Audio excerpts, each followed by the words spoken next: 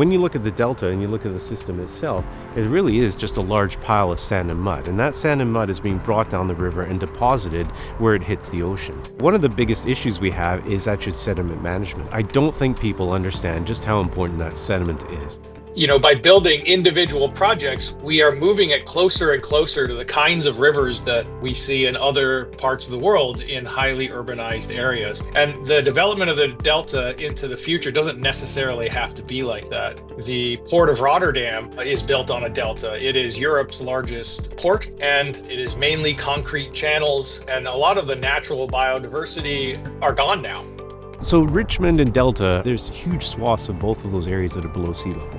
And if it wasn't for the dikes, they would all be flooded.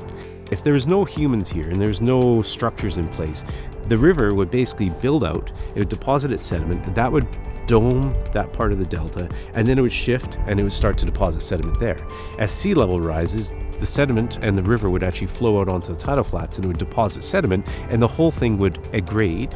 If we continuously starve it of sediment, it's going to become very fragile. So by not managing the sediment load properly, we're actually creating a situation where we're making a long-term problem for ourselves that will potentially have detrimental impacts to all of Metro Vancouver. The other thing that we need to do is we need a Fraser River monitoring center. It is shocking when you go around the world to other major rivers, you find that in every place you go, in the United States, in Europe, there is always a science monitoring center that keeps track of what's happening in the Delta.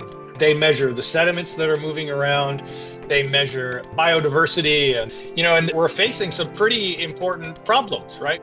So we need to make some progress there.